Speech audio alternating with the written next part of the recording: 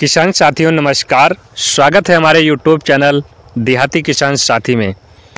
किसान भाइयों, आज की इस वीडियो में आपसे बात करेंगे आलू की फसल के बारे में।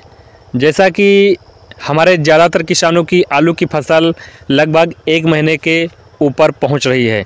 कुछ किसान ऐसे हैं जो लेट में बुआई किए हैं, उनकी फसल 20 से 25 दिन या 30 दिन के आसपास होने वाली है।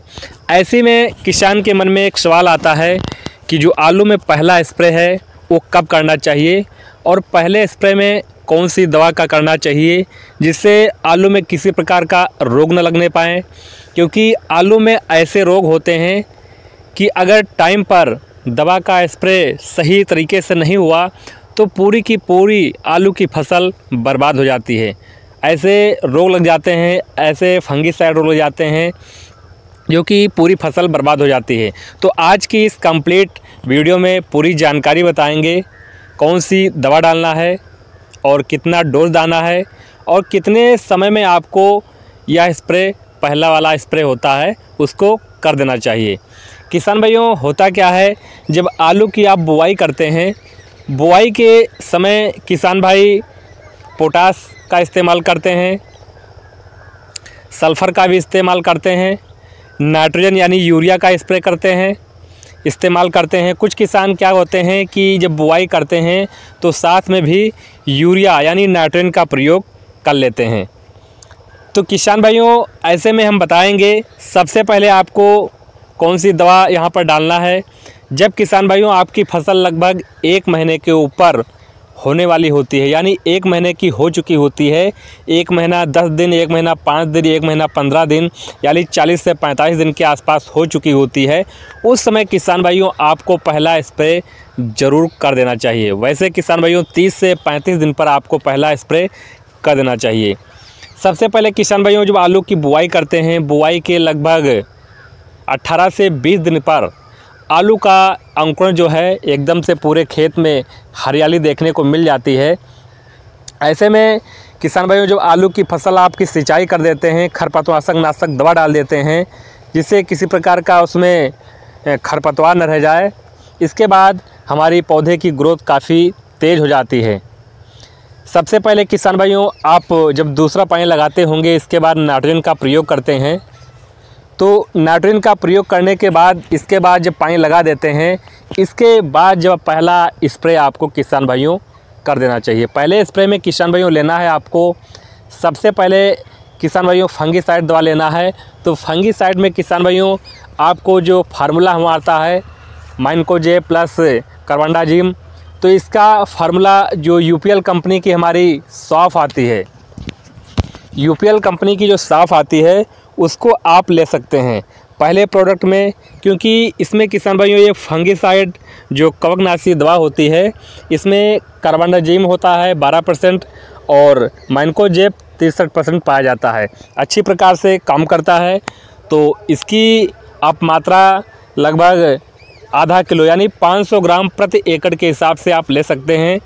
और किसान भाइयों जो दूसरा प्रोडक्ट आपको लेना है वो लेना होता है पहले स्प्रे में NPK 05234।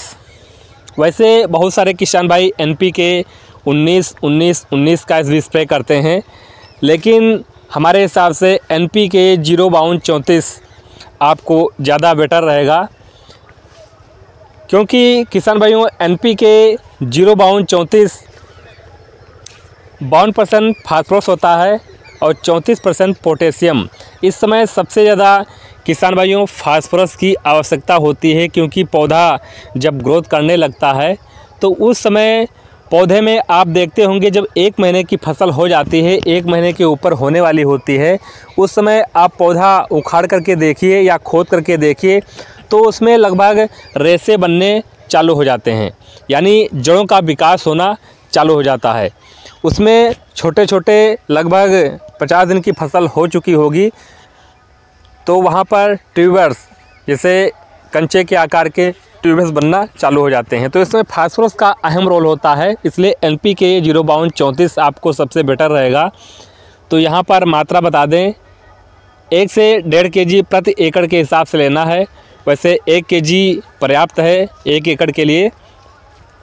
और जो तीसरा प्रोडक्ट किसान भाइयों हैं, आप ले सकते हैं जो कीटनाशक आप देखते होंगे पत्तियों में छिद्र हो जाते हैं, बहुत प्रकार की कीड़े लग जाते हैं, और इसके लिए आपको लेना है इमिडाक्लोप्रिड।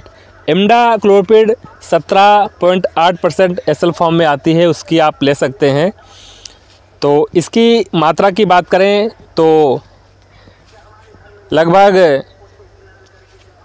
150 से 200 ml प्रति एकड़ के हिसाब से ले सकते हैं। और तीसरा प्रोडक्ट किसान भाइयों है जो बोरान। बोरान किसान भाइयों आपकी जो मात्रा लेनी है 150 ml, 150 ग्राम प्रति एकड़ के हिसाब से लेना है। और सारे दवाओं का जो मिक्सचर है किसान भाइयों, एक साथ आपको नहीं घोलना है, कई बाल्टी लेना है। बोरान का घोल अलग तैयार करना है। NPK 19-19-19 या NPK 0-32-34 ले रहे हैं, उसको अलग बाल्टी में तैयार करना है। चाहे तो किसान भाइयों आप डायरेक्ट, मान लीजिए आपने 5 टंकी दवा बनाई या 10 टंकी बनाई, तो उसी हिसाब से आपको आइडिया लगा लेना है कि कितनी दवा डाली जाए पर टंकी के हिसाब से। तो डायरेक्ट आप टंकी में जो स्प्रे मशीन है उसमें आप डाल सकते हैं, क्योंकि NPK 0-32-34 है, वो घुलने में काफ़ी टाइम लग जाता है, अच्छी प्रकार से घुल नहीं पाती है। अगर दवाओं का मिक्सचर उसमें मिल जाता है तो एक प्रकार का उसमें जम जाती है, थक्का एकदम बन जाता है, वो फिर दवा ख़राब हो जाती है। इसलिए आप डायरेक्ट डालते हैं तो किसी प्रकार का उसमें रिएक्शन भी नहीं होता है, दवा अच्छी प्रकार से काम करती है। तो मशीन में आप डायरेक्ट डाल सकते हैं। और जो UPL की आप साफ़ ले रहे हैं उसको अलग बाल्टी में घोल लेना है, उसमें आप इमिडाक्लोप्रिड जो कीटनाशक है वो मिला सकते हैं। तो जब मशीन स्प्रे करने जा रहे हों, सारी दवा उसमें डाल करके आप अच्छी प्रकार से डोज लेकर के, और ज़्यादा से ज़्यादा पानी की मात्रा आपको रखनी है। और जब मौसम हमारा साफ़ हो, अच्छी धूप हो, तभी आपको स्प्रे किसान भाइयों करना है। बहुत बेहतरीन रिजल्ट निकल कर आएगा। आलू की फसल एकदम से हरी भरी, पौधा स्वस्थ और तना हमारा मोटा कठोर होकर चलेगा। और आलू किसान भाइयों अच्छी प्रकार से पैदावार आपको देके जाएगा। तो ये किसान भाइयों छोटी सी जानकारी रही आलू की खेती संबंधित। अगर किसी प्रकार अन्य प्रकार की जानकारी लेनी है खेती संबंधित तो नीचे आप कमेंट कीजिए। और जो भी किसान भाई चैनल पर नए हैं उनसे रिक्वेस्ट है चैनल को सब्सक्राइब कर लें, वीडियो पसंद आने पर लाइक कीजिए, क्योंकि किसान भाइयों खेती बाड़ी से जुड़ी कुछ जानकारियां किसान भाइयों आपको देते रहते हैं। वैसे मैं भी एक किसान ही हूँ और खेती करता हूँ, बड़े पैमाने पे खेती करता हूँ। और जो भी जानकारी चाहिए नीचे आप कमेंट कीजिए, आंसर देने की पूरी कोशिश करेंगे। तो मिलेंगे अगली वीडियो में, तब तक के लिए नमस्कार।